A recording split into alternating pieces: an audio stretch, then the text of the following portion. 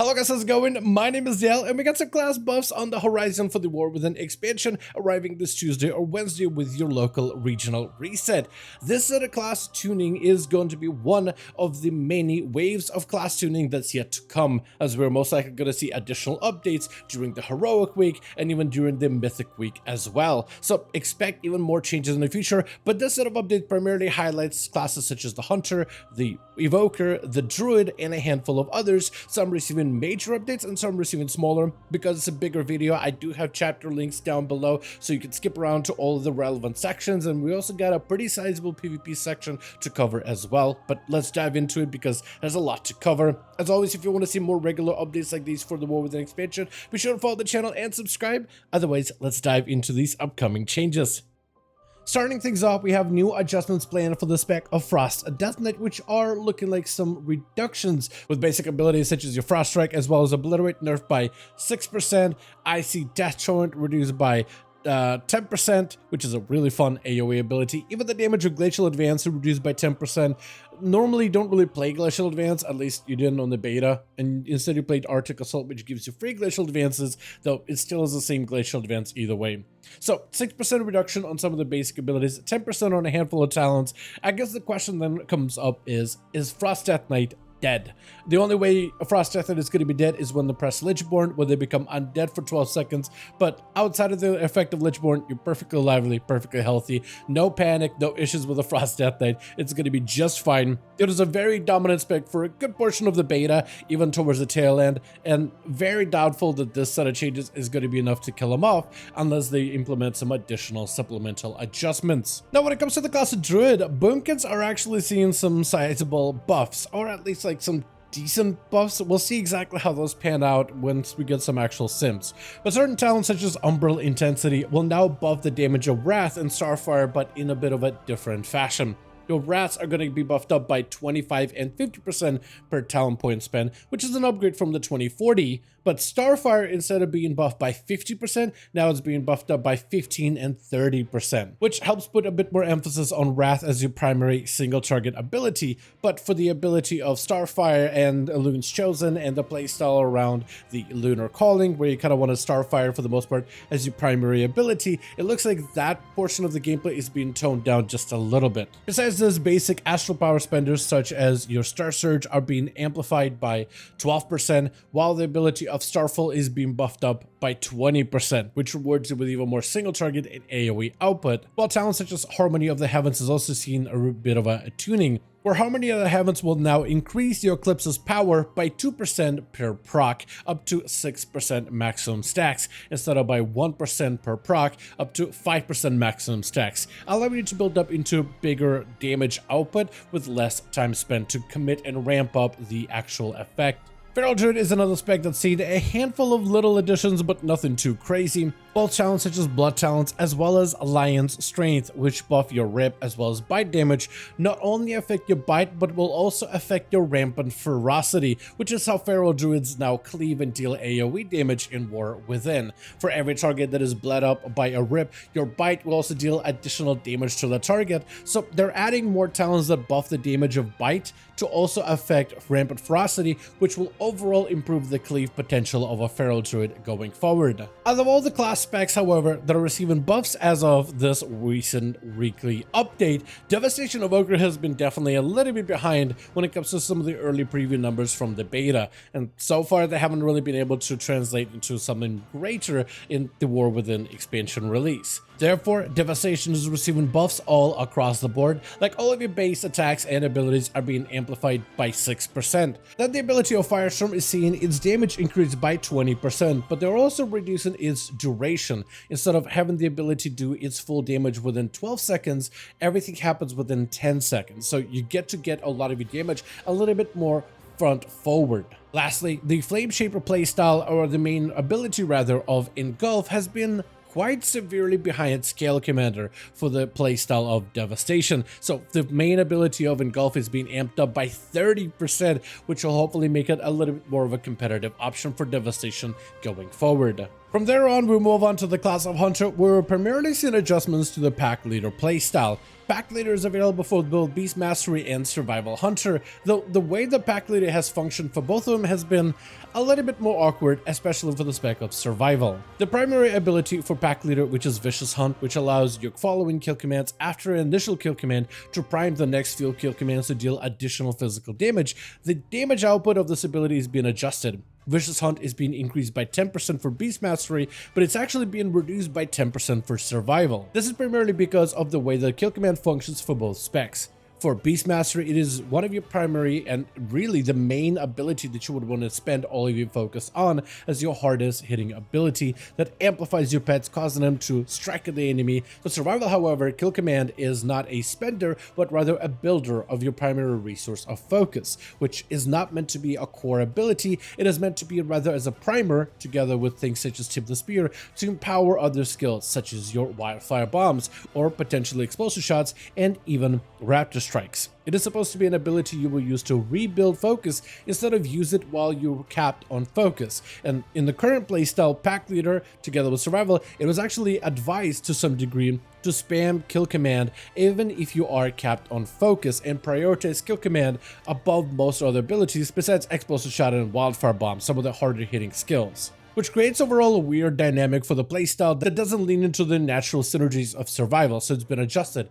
Vicious Hunt damage has been reduced, but other aspects have been greatly increased, such as Furious Assault, where once you consume Frenzied Terror, there's a chance that your Raptor Strike will be free of all focus and will deal 30% more damage. That number is being increased to 60% damage increase to make those focus spanning abilities far more valuable. Call the Herd is another ability where Killshot is heavily encouraged to be played with, so talents such as Sikkim would be even better in this type of a playstyle. Besides this, Howl of the Pack is also being adjusted for both Beast Mastery and Survival, mostly both of them seeing increases in this field also, with Howl of the Pack increasing damage bonus for Beast Mastery from 3% to 5%, while Survival sees its damage bonus increase from 7% up to 11%. And like clockwork, we couldn't go throughout a single War Within update without the class of mages receiving yet another set of buffs, with this update primarily targeting the spec of Fire, buffing the damage of the living bombs by 30%, which saw a heavy decrease and a bunch of back and forth buffs and nerfs and so many different adjustments for the lit fuse and the living bomb ability,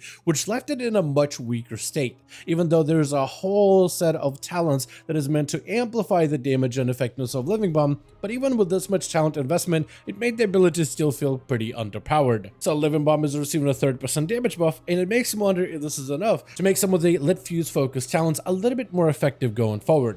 Besides this, basic abilities like Pyroblast are amped by 5%, while Flame Strike is increased by 10%. The Frostfire gameplay and the Frostfire playstyle of Fire Mage used to be my favorite build from back in the beta, at least the early days of beta. The main ability of Frostfire Bolt is being amplified by 25% for Fire Mages, which should hopefully make it a bit more competitive. And while Frostfire is getting buffed, some Furies are seeing a bit of a nerf. The actual Phoenix that you get to summon for the spec of Arcane is receiving a 10% damage reduction. With Chance of Burden and Power, you will no longer be able to double dip into this talent via spell queuing, primarily focused for Arcane Mages, and with the Capstone Memory of Outlaw for Arcane Mages specifically. The Arcane Soul base duration is now being reduced to 2 seconds instead of 3 seconds. From there, we'll move on to the Retribution Paladin, which has saw an interesting set of changes that are not really conclusive.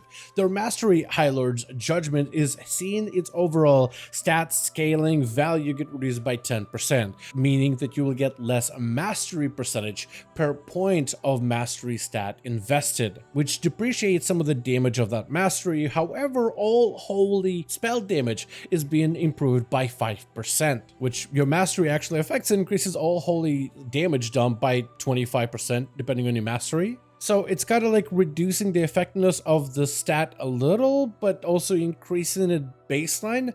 It's a little difficult to gauge it. So far, early sims suggest that it's basically no difference in terms of effectiveness. If anything, maybe in some cases there's like a potentially a 1% gain depending on the situation or depending on the stats that you have on your gear. This is likely for future scaling and future proofing the class of Paladin ever since they changed the mastery, which became super good. And that's most likely what they're trying to do, is like an adjustment for future updates going forward. From there, we'll move on to the class of Priest, starting with a spec of Discipline. First of all, when playing as an Oracle Priest, you have preventative measures. which increases the effectiveness of your power word shield by 25%. This value is being improved to 40% to hopefully make Oracle more competitive compared to Void Weaver. Besides this, Disc Priest Atonement is getting even more improvements, with the healing factor increased to 100% when not in a raid, which is a sizable increase to your overall power when it comes to healing in 5-man content. On top of it, basic damage over time abilities such as Shadow or Pain, as well as Purge the Wicked, have seen their damage improve by 20%, which directly impacts their atonement healing, but also your overall damage contribution. So overall, quite a nice set of changes for Disciple Priest in general when it comes to the offensive healing gameplay. Lastly, the spec of Shadow is receiving some buffs towards Void Weaver, primarily towards the Void Blast talent, which is being improved by 20%, which should hopefully make Void Weaver a little bit more competitive to Archon. From there, we move on to the class of Shaman, starting off with the Stormbringer hero spec, which is available for both Elemental and Enhancement and has been adjusted for both of those two playstyles. First things first, the main ability of Tempest will now deal 65% of its damage to nearby targets instead of 50% of its damage, so a sizable increase there. However, the ability of Tempest will now have a 5-target soft cap, while previously it had 0 target cap. This drastically reduces the power of the Tempest ability in uncapped large form AoE situations. But it does improve it in smaller groups like 5-man content, 4-man content, and 3-man content, so it's a bit of an adjustment, and not surprising that this ability, like most AoE abilities in World of Warcraft, has seen yet another soft cap added. From there on, we have the spec of Elemental, where all of your base ability damage is reduced by 6%, nothing so crazy, but your mastery has seen a bit of an improvement, where your mastery overload bonus to all elemental and physical damage is being increased by 35%, which should hopefully make mastery a little bit more of a worthy stat to invest into, because last time I checked, both of the playstyles for elemental, whether you Stormbringer or Farseer, prioritize haste, crit, and then versatility above mastery. And when a class prioritizes mastery as one of its better stats, that's generally not a good sign, because it usually means that it will have limited scaling in future updates. So hopefully it'll make mastery a little bit better of a considered stat overall. As for the spec of enhancement, like elemental, we're seeing a damage reduction of 4% instead of 6%. However, the ability of Elemental Blast is receiving a 12% damage improvement. On top of it, Totemic, specifically for the spec of enhancement, is seeing some adjustments, like the tremor damage is being improved by 10%, while the Searing Volley damage ability from the talent of reactivity is being improved by 80%, which should hopefully make Totemic a little bit better in terms of its overall damage, though its playstyle could use a little bit more work. Lastly, we have the spec of Destro Warlock, which is seeing a simple 5% damage increase all across the board, which isn't really a revolutionary type of change, but a buff is a buff, and in those kind of situations, if a class is behind, we definitely take those. Besides this, we also got a whole new set of PvP changes, which I'm going to go through as quickly as possible, as kind of like a rapid fire round, because this video is getting a little bit too long. For the class of Druid, we're seeing a slight adjustment when it comes to their sustained damage, primarily in abilities like Rip and Rake, which are being buffed up by 15% within PvP for all different playstyles of Druid. However, Pharaoh's Bite, especially when paired together with Ravage, is seeming to be a bit of a problem. So damage of Taste for Blood and its damage increase for Bite during Tiger's Fury, that damage bonus is being reduced by 50% within PvP. The same thing goes for the Saber Jaws, and the additional damage that it applies towards your Ferocious Bite ability reduced by 50% within PvP as well. So to trade between better blades for more sustained damage, but less of this high impact bite damage. Similar things can be observed with the spec of Balanced Druid, where Lunar Calling damage increase for Starfire is being reduced to 50% in PvP instead of 65%, which is what it is natively. On top of that, Umbral Embrace will increase the damage of both Wrath and Starfire by 40% instead of the original 75% value. For the spec of Frost Mages, we're seeing a quote-unquote damage increase for your damage of Iceland's ability. It reads Iceland's damage is being increased by 45%, which is actually a nerf, because previously it read that the Iceland's damage was increased by 75%, though that 75% value is now reduced to 45%. Quite a bit of a reduction there also. When it comes to the class of Monk, we're seeing a mixed bag of changes, primarily targeting Brewmaster, Mistweaver, and Master of Harmony. First things first, Manifestation talent has been reduced by 50% within PvP combat, and for Brewmaster specifically, the ability of Chi Wave has had its damage reduced by 30% within PvP. Mistweaver's talent of Peaceweaver has also been reduced a little in PvP, which now reads that the talent reduces the cooldown of revival by 33% instead of the original 50%. However, the button of Life Cocoon is now 30% more effective within PvP, which is a notable buff. But also, the healing over time effect of Enveloping Mist can no longer be purged or dispelled by enemy players, which is actually kind of huge, as Enveloping Mist increases that allies' healing received from your abilities by 40%, which should hopefully allow Mistweavers to get some guaranteed burst healing once they set up a solid Enveloping Mist combo.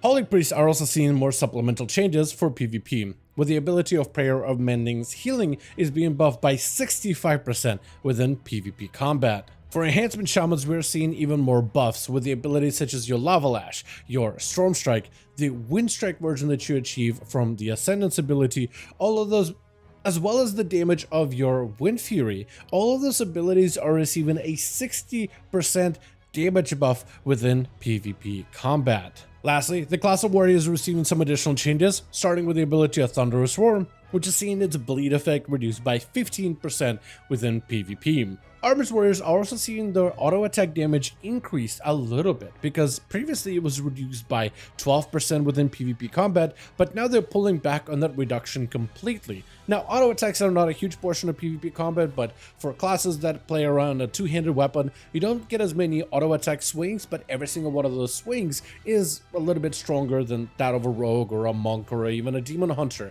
and that damage can be a little bit burstier and a little bit more effective, and talents that affect auto attack and auto attack speeds can actually be a little bit more impactful for the specs such as an Arms Warrior.